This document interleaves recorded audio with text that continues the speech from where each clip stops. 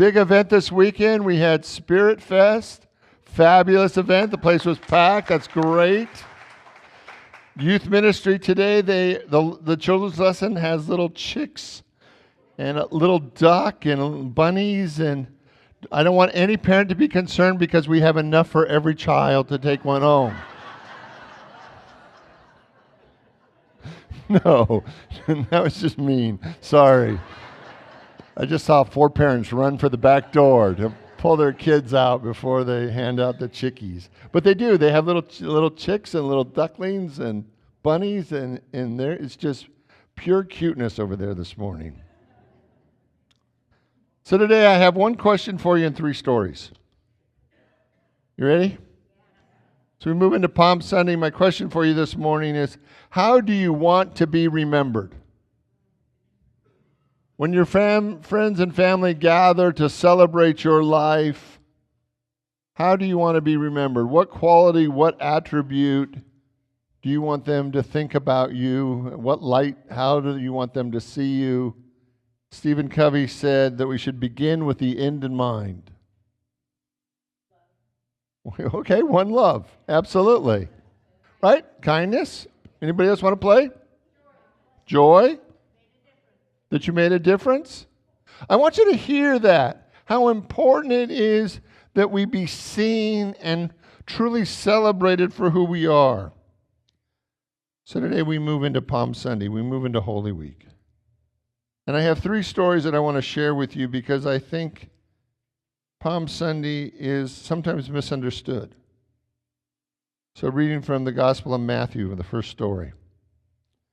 And when they drew near Jerusalem and they came to Bethphage, to the Mount of Olives, then Jesus sent 2 disciples, saying to them, "Go into the village opposite you, and immediately you will find an ass tied to a colt with her. Untie them and bring them to me. And if anyone says anything to you, say, 'The Lord is in need of them,' and they will send them immediately with you." This took place to fulfill what had been spoken by the prophet, saying, "Tell the daughters of Zion, behold, the king is coming to you, humble and mounted on the ass, and a colt, and a foal of an ass." And the disciples went and did as Jesus instructed them, and they brought the ass and the colt, and they put garments on them, and they sat him on them. And most of the crowd spread their garments on the road, and others cooked palm branches and laid them on the road. And the crowds, they went before him, shouting, "Hosanna, Son of David! Blessed is he who comes in the name of the Lord. Hosanna in the highest." And when they entered Jerusalem, all the city was astir, saying, "Who is this?" And the crowd said, "This is a prophet Jesus of Nazareth of Galilee." I want to give this story in context, because I think in some ways Palm Sunday was fundamentally important to setting up the whole Holy Week. That there was a group of people, and we don't really know how many, whether it was 30 or 40 or hundreds or thousands. We have no idea how many came to celebrate as Jesus went into Jerusalem. But the crowd went wild. When you read the scripture, you get a little feeling of it, but you don't really get the energy of how excited they were that he was coming into Jerusalem. And they were affirming him. They were acknowledging him. They were celebrating all that he had been, all that he had done, and all that he was about to do. And I want you to see how important, even to Jesus, well, because sometimes people say, well, he was so ascended, he was so spiritual, he was so enlightened, that he didn't have an ego. Like that wouldn't really be important to him. He didn't need to be affirmed. He didn't need to be acknowledged. But in this moment, we get the sense of that he was absolutely affirmed, acknowledged, seen, celebrated, and the crowd went wild.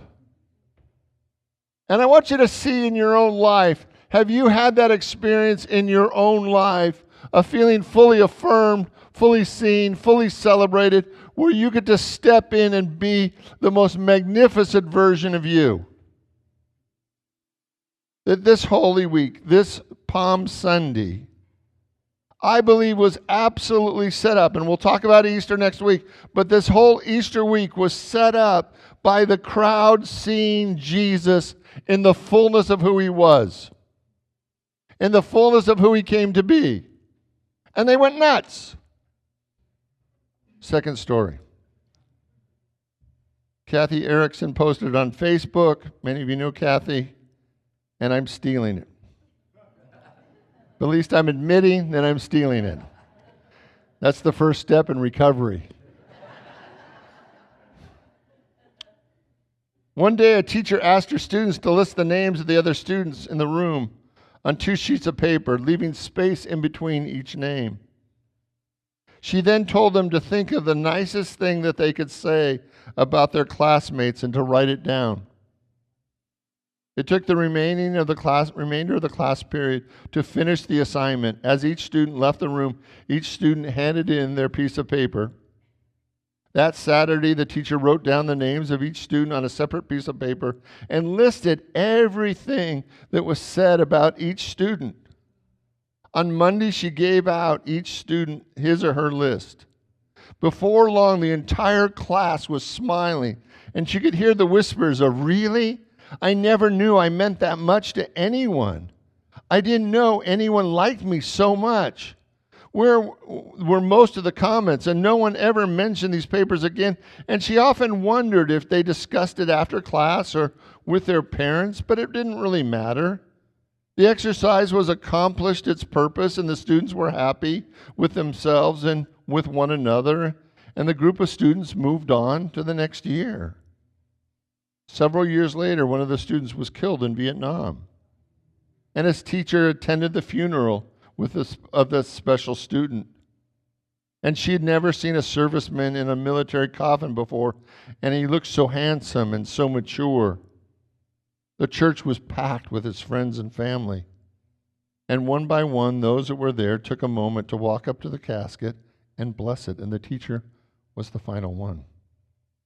As she stood there, one of the soldiers who acted as a pallbearer came up to her and said, "Were you Michael's math teacher?" She said, "Yes, I was." And he said, "Michael talked about you a lot." After the funeral, most of Michael's former classmates went together to a luncheon, and his parents were there. Mark's mother and father were there and celebrated with the friends that had attended, and he wanted to show them something, said the father, and he took out a wallet out of his pocket. And they found in Mark's wallet, when he had been killed, the piece of paper. It had been folded many times and unfolded many times. It had been worn in notebook paper and had been taped and folded and refolded, and the teacher knew instantly, looking at the paper, what it was. It was a list of all of his good qualities that all of his classmates had remembered. "Thank you so much for doing that," Mark's mother said. As you can see, Mark treasured it. All of his former classmates started and gathered around. Charlie smiled sheepishly and said, "I still have my list too. It's in the top drawer of my desk at home." Chuck's wife said, "Chuck asked me to put it in our wedding album." "I have mine too," said Marilyn. "It's in my diary." Then Vicki and other classmates reached into her pocketbook and took out her wallet and shown her worn and frazzled list to the group. "I carry this with me at all times," Vicki said. Without batting an eye, she continued, "I think we all have our list somewhere special." That's when the teacher finally sat down and cried. She cried for Mark and for all the friends who would never see him again. There's this deep human longing to be affirmed, to be seen, to be really seen, to be loved and accepted just as we are. The third story I want to share with you is from Scott Peck's book, Different Drum, How to Build Community. Once a great order of decaying monastery had only 5 monks left. The order was dying. In the surrounding deep woods, there was a little hut that a rabbi would come to from a nearby town from time to time. The monks always knew that the rabbi was home when they saw the smoke from the rising fire in the treetops. As the abbot agonized over the minimization and the death of his order, it occurred to him to go talk to the rabbi. And maybe he could offer him some advice that would save his monastery. The rabbi welcomed the abbot into the hut And when the abbot explained the reason for his visit, the rabbi could only commiserate with him and say, I know how it is. The spirit has gone out of the people.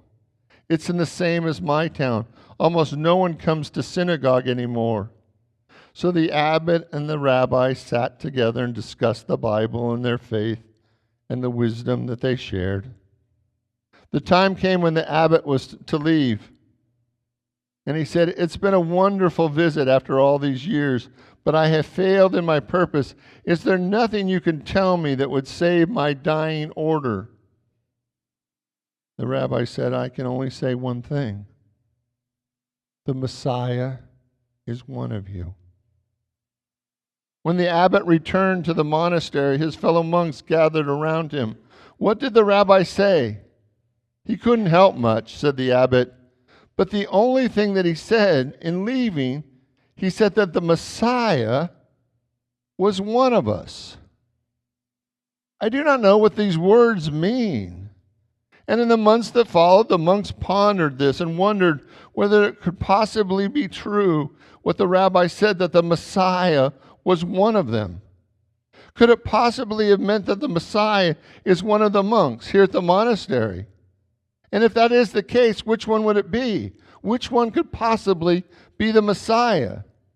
Do you suppose it was the abbot? Yes, he must have meant the abbot.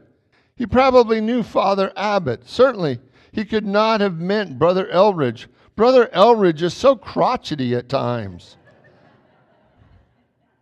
But come to think about it, Eldridge is always virtually right. Maybe the rabbi meant Brother Eldridge. Of course, the rabbi didn't mean me.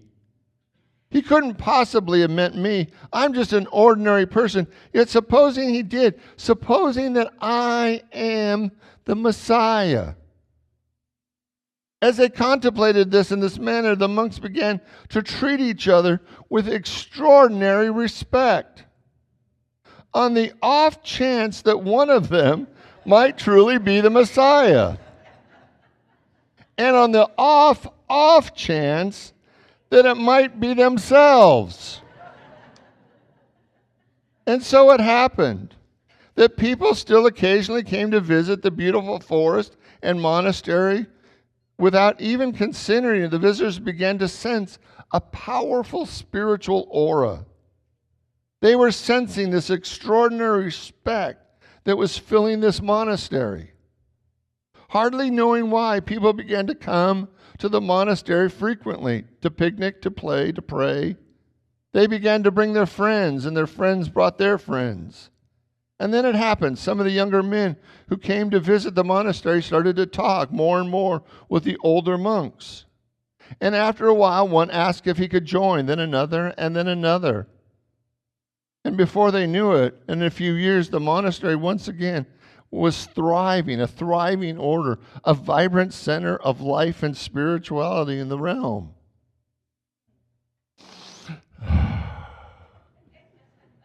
So what does that mean?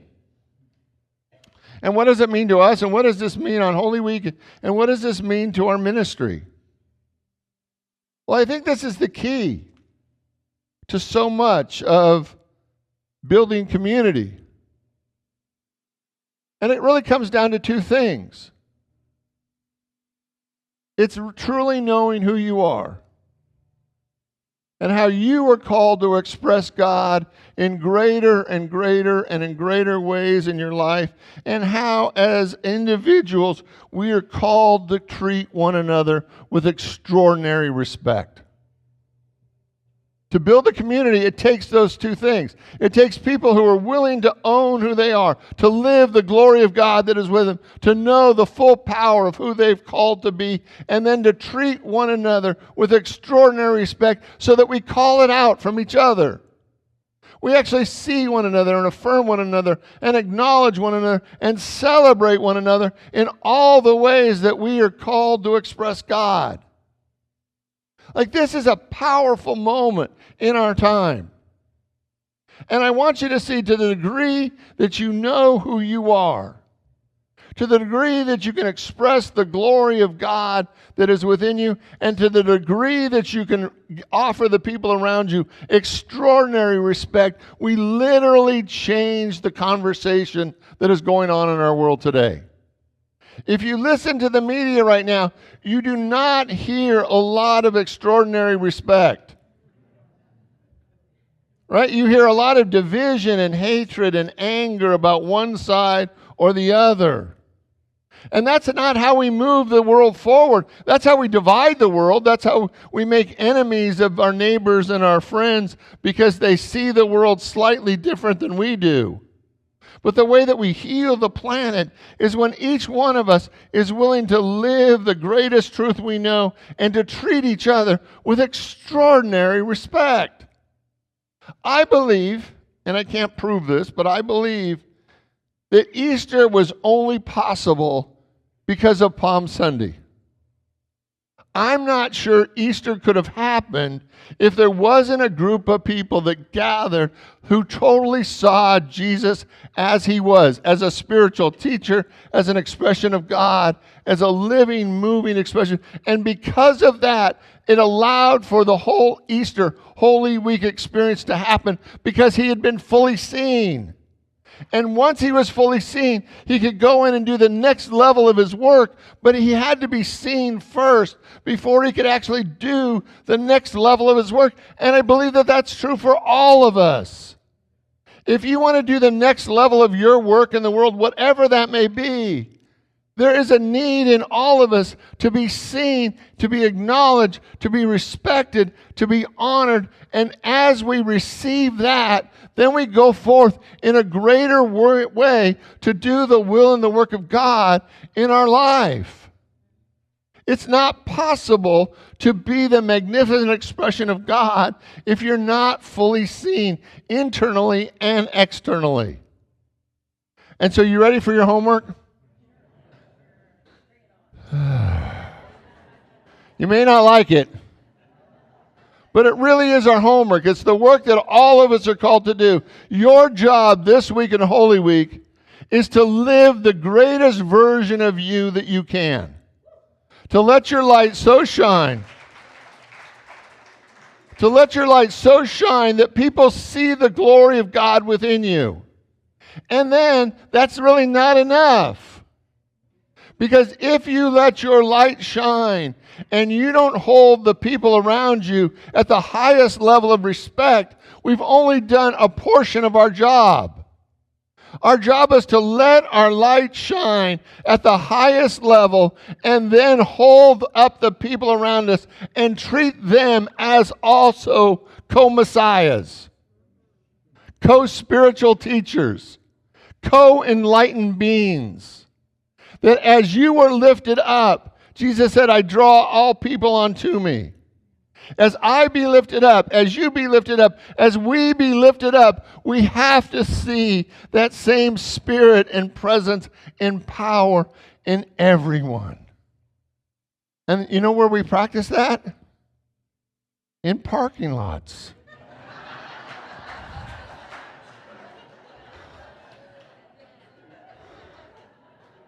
On the I-75. When we go out to lunch today. Like over and over again, we practice deep respect in all the places where we quickly want just our needs met. When our selfishness wants to step in and say, mine, I want mine now. And we think, okay. That's an aspect of me. But today I'm going to live the Christ. I'm going to treat all people with profound respect. You ready? Are you up to the mission? To live the Christ and hold all people in profound respect. Let's pray. I invite you to open your mind, your heart, your soul to the activity of God. That today we open our minds and our hearts to the truth of who we are. to the glory of God that is within us. And if it's within us, it's within all of us. That every man, woman, and child was created in the image and likeness of God, and we hold them in deep respect. Even if their behavior doesn't warrant it. Even in this moment, if we don't like them. We give ourselves the challenge of seeing every person as the Messiah come to set us free. In the name and through the power of the living Christ, we give thanks. And so it is. Amen. God bless you all. Have a wonderful Holy Week.